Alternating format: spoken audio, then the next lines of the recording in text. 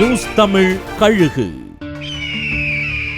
அதிமுக கூட்டணியில பாமக இடம்பெறதுக்கு முட்டுக்கட்டையா ஒரு மணியான தலைவர் இருக்கிறாரா?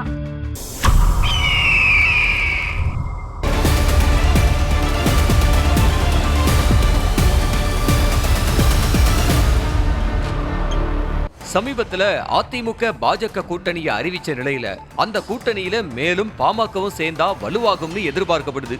இந்த நிலையில பாமகவின் கௌரவ தலைவரா இருக்கும் ஜி.கே. மணி இந்த கூட்டணியை விரும்பலையாம். பொதுவாவே திமுக அனுதாபியா கட்சிக்காரங்களாலேயே அறியப்படக்கூடிய ஜி.கே. மணி அப்பா மகனிடையே இருக்கக்கூடிய விரிசலை பயன்படுத்தி கேம் ஆடுறதா விவரம் அறிந்த தோட்டத்து நிர்வாகிகள் சொல்றாங்க. தான் கிட்ட இருந்த தலைவர் பதவி பறிக்கப்பட்டதிலிருந்து அதிருப்தியிலிருந்து வந்த ஜி.கே. மணி அப்பப்ப அதுக்கான கணக்க தீர்க்கும் நடவடிக்கைகள்ல ஈடுபட்டு வர்றாராம். அதிமுகவோட கோட்டைக்கு வெளிப்படையாவே பேசி அடி போடுதான் பாஜக.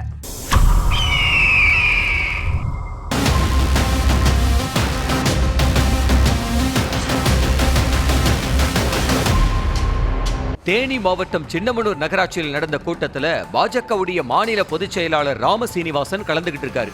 அந்த கூட்டத்துல தேனி மாவட்டம் கம்பம் சட்டமன்ற தொகுதியில தாமரை மலர்ந்தே தீரணும்னு பேசியிருக்காரு. 4 முறை அதிமுக வெற்றி பெற்ற தொகுதியான கம்பம் தொகுதிய கூட்டணி கட்சியான பாஜக கிட்ட கொடுக்க அதிமுக தயாராகிடுச்சான்னு கேள்வி எழுப்புற விதமா மாறி இருக்காம் பாஜகவோட இந்த பேச்சு. கூட்டணி தான் முடிவாகி இருக்கே தவிர தொகுதிகள் இன்னும் முடிவாகாம இருக்கிற நிலையில பாஜக இப்படி அதிமுகவோட பிரதான தொகுதியை பாஜகவுக்கு தான் சொல்றது மாவட்ட நிர்வாகிகளை டென்ஷன் ஆகி இருக்கான். இத அதிமுக தலைமைக்கு கொண்டு போக இருக்காங்களாம் கம்பம் மாவட்ட ரத்தத்தின் ரத்தங்கள்.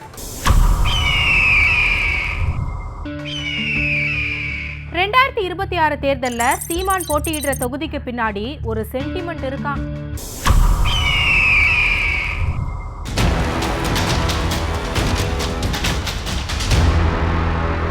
ரெண்டாயிரத்தி 26 தேர்தலில் போட்டியிடுற வேட்பாளர்களை நாம் தமிழர் ஒருங்கிணைப்பாளர் சீமான் அறிமுகம் செய்ய ஆரம்பிச்சிருக்கிற நிலையில சீமான் போட்டியிட இருக்கிற தொகுதி குறித்த சுவாரஸ்யமான விஷயமும் தெரிய வந்திருக்கு.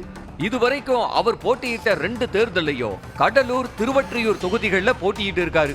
ஆனா இந்த முறை சொந்த மாவட்டமான சிவகங்கையில போட்டியிடலாம் அப்படிங்கிற எண்ணத்துல இருக்காராம் சீமான். விழுப்புரம் மாவட்ட ஆட்சியர் அலுவலகத்துல அதிகாரிகளை விட அதிக செல்வாக்குல இருக்காராம் ஒரு உதவியாளர்.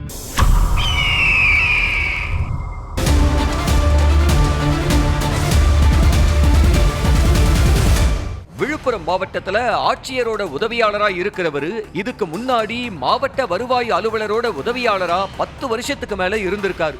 இவரு மாவட்டத்துல உள்ள எல்லா அதிகாரிகளோட நெளிவு சுழிவு தெரிஞ்சவரு அப்படிங்கறதுனால இவருக்கு தெரியாம மாவட்ட நிர்வாகத்துல ஒன்னும் நடக்கிறது இல்லையா. மாவட்ட ஆட்சியர் காதுக்கு போக வேண்டிய சில மேட்டர்களை இவர் லெவல்லயே பேசி அதிகாரிகளை வச்சு முடிச்சு கொடுக்கிற அளவுக்கு இன்ஃப்ளூயன்ஸோட இருக்காராம். மாவட்ட ஆட்சியரை சந்திக்கணும்னா கூட இவர்கிட்ட அனுமதி வாங்குற அளவுக்கு ஆட்சியர் அலுவலகத்துல செல்வாக்கோட இருக்காராம்.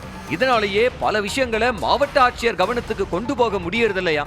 தன்னையே ஒரு உயரதிகாரியா நினைச்சு செயல்படுறாராம் இவரு. இதுக்கிடையில லஞ்ச ஒழிப்புத்துறைக்கு இவரை பத்தி நிறைய புகார் போயிருக்கு. வருமானத்துக்கு அதிகமா சொத்து சேர்த்தாராங்கிற கேள்வியோட லஞ்ச ஒழிப்புத்துறை இவர் மேல ஒரு கண்ணு வச்சிருக்கான்.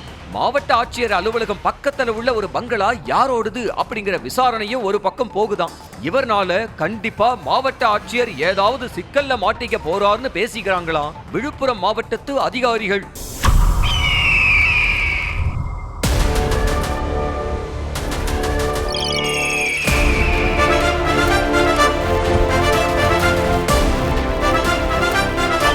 நியூஸ் தமிழ் கழுகு.